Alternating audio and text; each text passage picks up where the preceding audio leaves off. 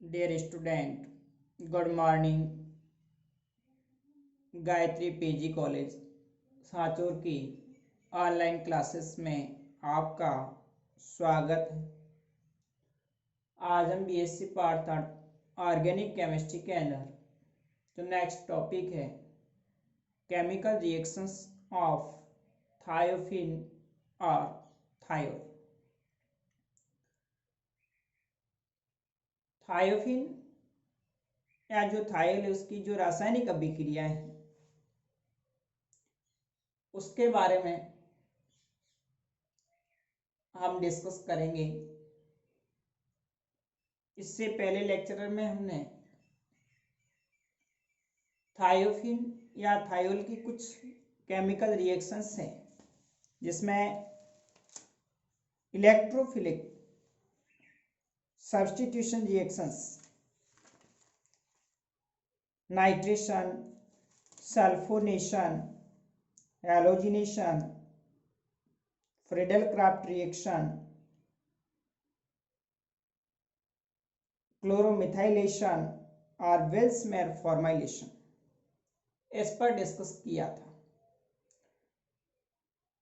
अब यहाँ पर कुछ और थायोफिन द्वारा केमिकल जो रिएक्शंस रासायनिक अभिक्रियाएं दर्शाई जाती हैं जिसमें आप देख रहे हैं सबसे पहले मर्क्यूरेशन, मर्क्यूरीकरण। ये सवाल एक बार एग्जाम में पूछा गया था। थायोफिन दे रखा था, मर्क्यूरी क्लोराइड दे रखा था, बताइए उत्पाद ए क्या बनता है। तो इस तरह से इन पर सवाल पूछा जाता है। तो देखिए यहाँ पर जब थायोफिन की विक्रिया मर्क्यूरी क्लोराइड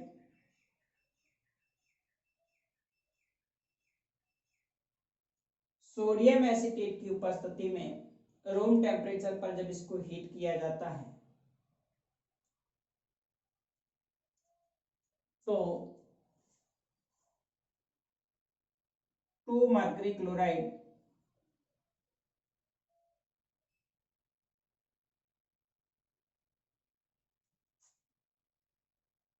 थायोफिन बनता है। यहां से एक हाइड्रोजन परमाणु होता है, एक Cl के साथ में जुड़कर के HCl मॉलिक्यूल रिमूव हो जाता है और मर्क्यूरी क्लोराइड HgCl थायोफिन के C2 कार्बन के साथ में जुड़कर के 2 mercury chloride thiophene substituted product बनता है। यदि हम थायोफिन की अभिक्रिया मर्क्यूरिक एसीटेट के साथ में करवाते हैं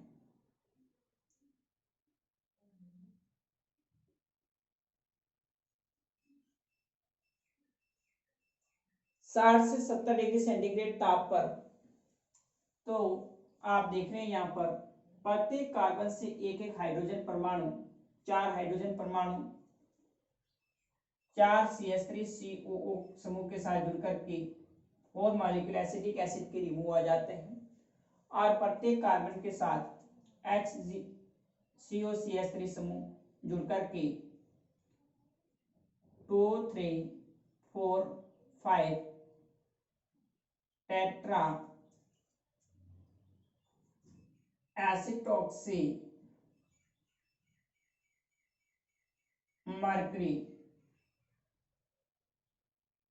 थायोफिन बनाता है। तो दो मर्क्यूरेशन के अंदर मर्क्यूरी क्लोराइड के साथ अभिक्रिया करवाते हैं सोडियम एसीटेट की उपस्थिति में, तो यहाँ पर C2 कार्बन के साथ ओनली HgCl समूह जुड़ जाएगा और मर्क्यूरिक एसीटेट के साथ जब अभिक्रिया करवाई जाती है तो चारों हाइड्रोजन परमाणु HgCOCH3 समूह से प्रतिस्थापित होकर के 2 3 4 5 टेट्रा एसिटॉक्सी मर्क्यूरी थायोफिन प्राप्त होता है। नेक्स्ट अगली विक्रिया है मैनिज रिएक्शन, जिसमें थायोफिन की विक्रिया फॉर्मेल्डिहाइड और 2 डिग्री यहाँ पर एमीन ली जाती है। जिस प्रकार हमने फ्यूरेन में और पायरोल में भी पढ़ा था, जिसमें फॉर्मल्डिहाइड है और 2 डिग्री एमीन है। जब किसी ऑर्गेनिक कंपाउंड के साथ अभिक्रिया करवाते हैं तो उसमें मैनिच बेस बनता है, जिसको हम मैनिच रिएक्शंस कहा जाता है। तो यहाँ पर थायोफिन है, इसकी अभिक्रिया फॉर्मल्डिहाइड और 2 डिग्री एमीन के साथ करवाते हैं। तो यहाँ से C2 कार्बन से एक हाइड्रोजन परमाणु और एक ऑक्सीजन परमाणु, एक हाइड्रोजन परमाणु H2O के रूप में रिमूव हो जाता है। CH2 NCH3 का होल ट्वाइस जुड़ करके मैनिच बेस बनता है। तो NN डाइमेथिल एमीन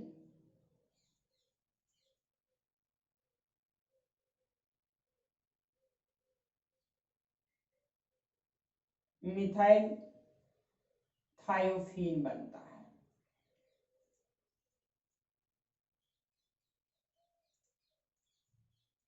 दूसरे कार्बन से CH2 NCH3 का whole twice NN dimethyl amino methyl thiophene प्राप्त होता है। तो इस अभिक्रिया को से मैनिच बेस कहा जाता है।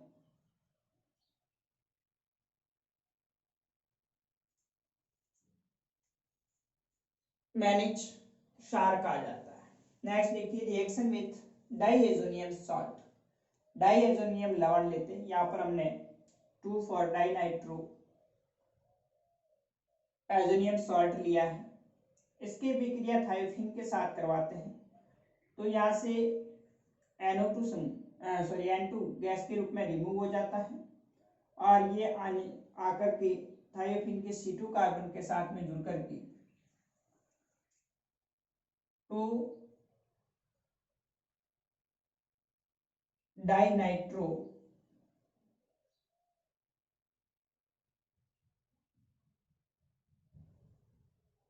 फेनिल थायोफीन बनता है।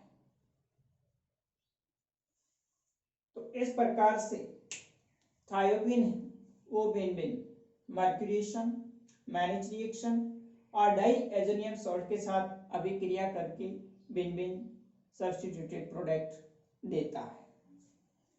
अब देखिए कुछ और रिएक्शंस है।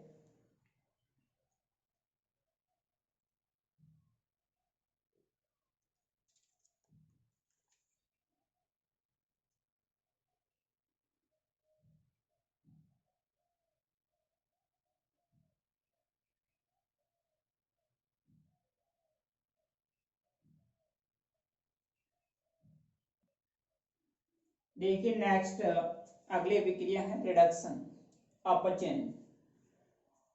थायोफिन के अंदर जो सल्फर होता है वो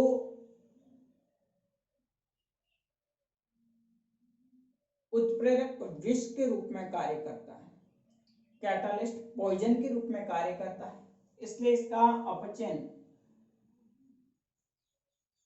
हमेशा उच्च जो अपचायक पदार्थ होते हैं उसकी उपस्थिति में करवाया जाता है। यहाँ पर पैलेडियम उत्प्रेरक की उपस्थिति में जब थायोफिन का रिडक्शन करवाएंगे तो 2, 3, 4, 5 टेट्राहाइड्रो थायोफीन बनता है। यहाँ पर दोनों पाई बंद टूट करके चारों कार्बन पर एक एक हाइड्रोजन परमाणु जुड़ करके 2, 3, 4 टेट्राहाइड्रो थायोफीन बनता है। बेच रिडक्शन के अंदर जब थायोफीन का अपचयन सोडियम धातु, लिक्विड अमोनिया तथा मेथेनॉल या फिर सोडियम की जगह लिथियम धातु, द्रव अमोनिया और मेथेनॉल सॉल्वेंट के साथ में जब करवाई जाता है तो यहाँ पर दो अलग अलग थायोफिन रिड्यूस होकर के 2,3 डाइहाइड्रो थायोफिन तथा 2,5 डाइहाइड्रो थायोफिन बनता है। यहाँ पर दूसरा और तीसरा कार्बन पर उपस्थित पाई बॉन्ड एक एक हाइड्रोजन परमाणु, या फिर इस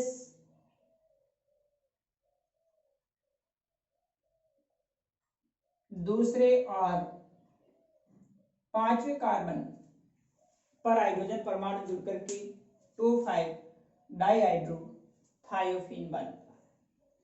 तीसरा रिडक्टिव डीसल्फोनाइजेशन।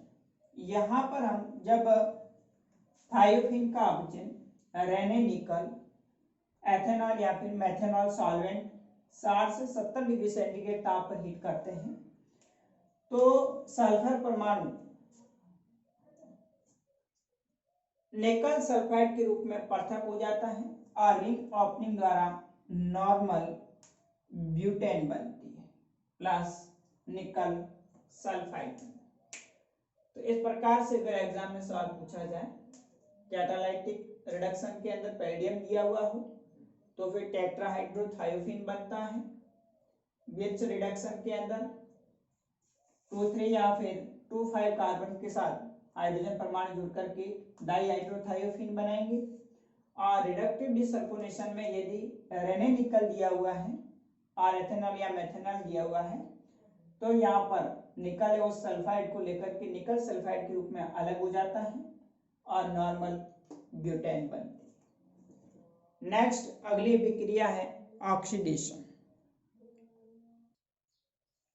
नेक्स्ट ऑक्सीडेशन, जब थायोफिन का ऑक्सीडेशन मेटा पर क्लोरोबेंजिक acid MPBA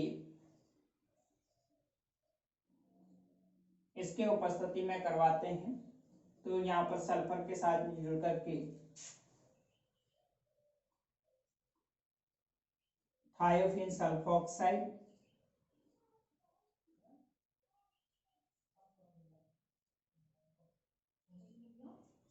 plus thiophene sulphone बनाता है।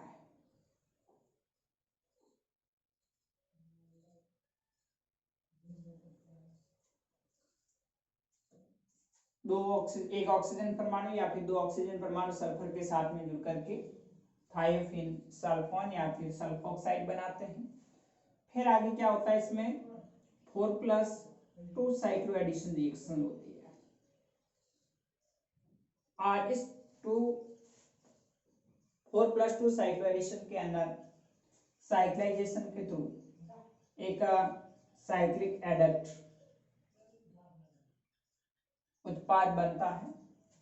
तो यहाँ पर आप देख रहे हैं 2,4 साइक्लो एडिशन के अंदर यहाँ से जो 1,3 ब्यूटाडाइन सिस्टम है वो इस एक पाई बंद के साथ में 4 पाई बंद के इलेक्ट्रॉन 2 पाई बंद के इलेक्ट्रॉन के साथ साइक्लाइजेशन के थ्रू आप देख रहे हैं इस प्रकार से एक साइक्लिक एडक्ट प्रोडक्ट बनता है।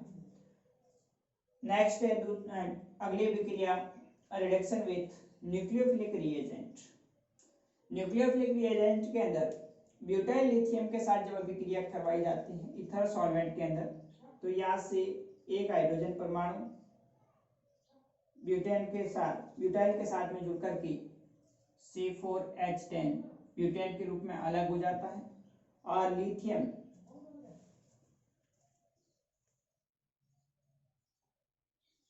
या आप देख रहे हैं जो लिथियम आयन होता है वो इस C2 कार्बन के साथ में जुड़ करके लिथियम थायोफिन बनाता है।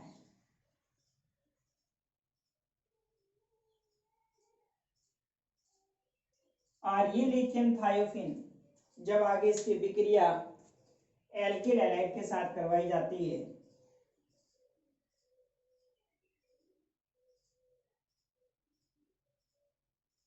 RX तो लिथियम हैलाइड के रूप में अलग हो जाएगा और 2 एल्काइल थायोफिन बनता है। तो यह आप जो देख रहे हैं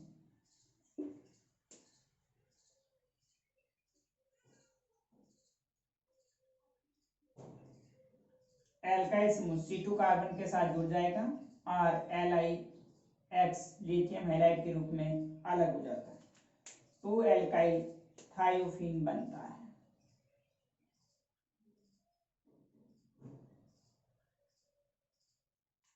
तो उच्चतर जो ऑर्गेनिक कंपाउंड होते हैं हाई एल्काइल समूहयुक्त, उसका संश्लेषण भी किया जा सकता है। तो इस प्रकार से आप देख रहे हैं जो थायोफीन है उसके एग्जाम में आपको सिंपल इस तरह से कंपाउंड दे रखा होता है, बताइए उत्पाद क्या बनते हैं। तो इस तरह से रिएक्शंस के अंदर सवाल पूछा जाएगा, तो थोड़ा इसका ध्यान रखना कि जब इनके साथ में ऑक्सीडेशन है, न्यूक्लियोफिलिक रिएजेंट के साथ अभिक्रिया है, रिडक्शन है, और दूसरी जो नैम रिएक्शंस है, और विशेषकर जो इसकी मैकेनिज्म पूछी जाती है वो इलेक्ट्रोफिलिक जो सब्स्टिट्यूशन रिएक्शंस है उसी के अंदर मेन जो पर्टिकुलर नैम रिएक्शंस होती है उसकी एग्जाम में मैकेनिज्म भी पूछते हैं। तो थायोफीन के अंदर जो केमिकल रिएक्शंस थी, अब हम नेक्स्ट आगे जो अगला हेटेरोसाइक्लिक कंपाउंड है पेरिडीन, उसके बारे में डिस्कस करेंगे। Okay, thank you.